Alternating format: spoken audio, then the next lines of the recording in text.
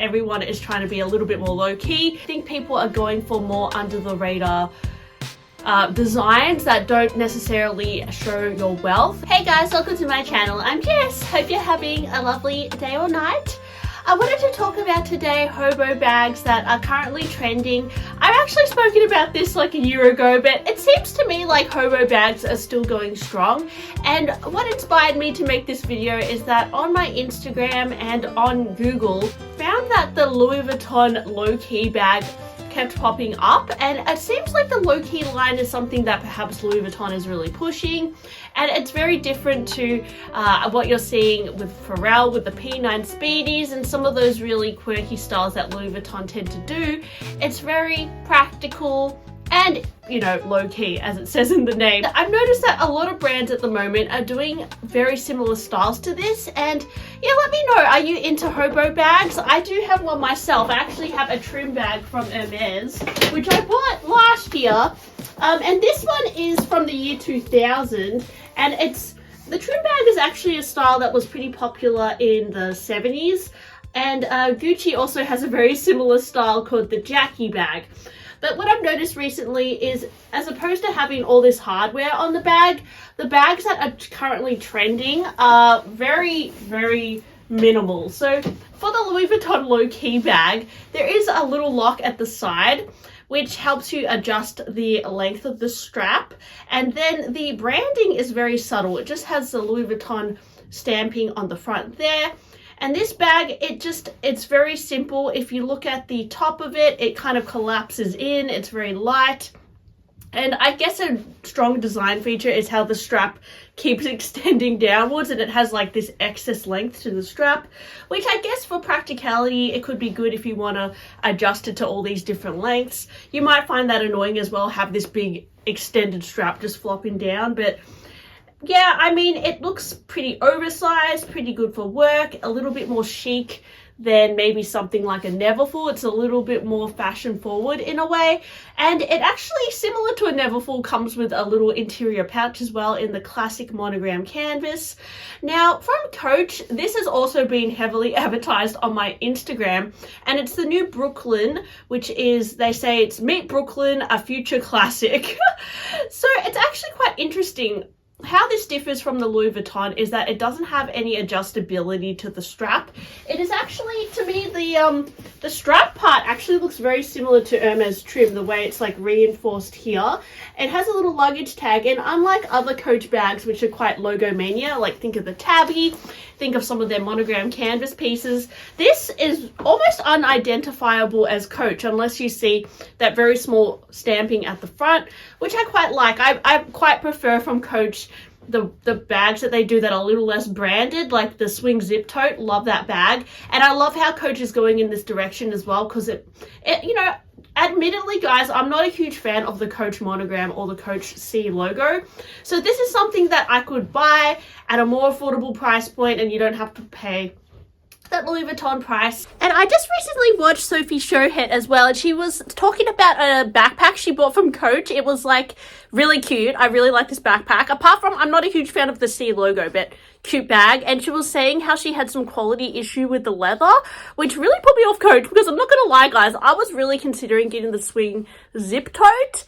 But when I saw that she was having issues with the leather, I was like, that might be a red flag for me. So yeah, let me know guys, is Coach really worth it these days? Because the prices are so accessible compared to any other designer brand. And you know, Coach, I wouldn't say it's up there as the top tier. It's definitely, you know, they have outlets, they probably overproduce as well, but still, the designs are quite cute, and if it's good quality, then yeah, I mean, it's worth looking into. Let me know guys what you think of modern day Coach, because I know a lot of you guys also say that vintage Coach is much more supreme to modern day Coach, and modern day Coach is not the best quality, but I've not experienced Coach that much myself. So yeah, is this a bag that you would buy from Coach?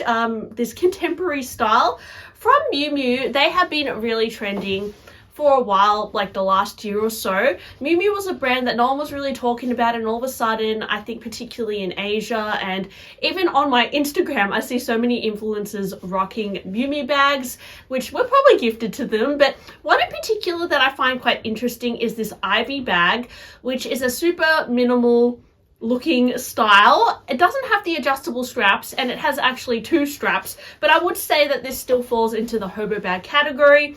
Has this distressed, really worn out leather, which is something that Miu Miu I think has made a trend. I mean, even some of their outerwear is in this distressed leather, and it gives it more of like an I don't care vintage kind of yeah, like, you know, effortless look.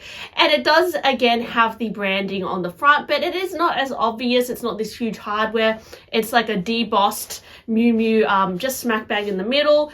And I've noticed a lot of people deck this bag out with bag charms and go crazy with the decorations as well, which I think Miu Miu has really popularized lately too. So this Miu Miu bag, I quite like it. I actually saw Romina Rosemary modeling it in one of her recent vlogs. So check that out if you want to get more of an idea of what this bag looks like. But yeah, I think it's actually looks kind of cool. The price is 3,750 Australian dollars for your information. From the row, I know the row has been trending pretty much like the last 6 months because everyone is trying to be a little bit more low-key. I think people are going for more under-the-radar designs that don't necessarily show your wealth. It's just for some reason become less popular. That is why you'll see luxury sales are declining as well, because less people are going for those signature styles that people recognize as luxury. So the row is one of those if you know you know brands, and this bindle bag I think also falls into the hobo bag category for sure. It's super minimal. I can't even see any branding on it.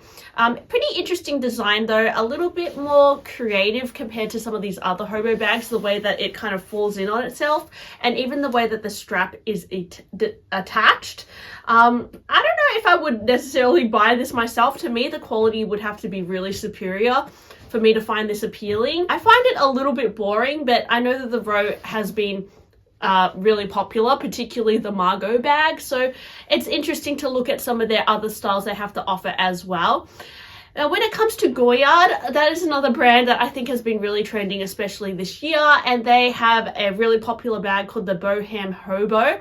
Now, this differs from some of the other styles I've mentioned today because it has some significant branding all over the bag. I think the Goyard monogram canvas is very recognizable.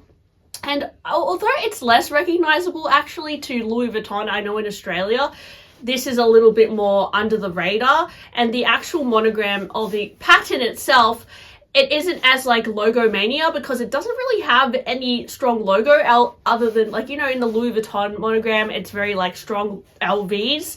This is a little bit more subtle, I would say, in a way.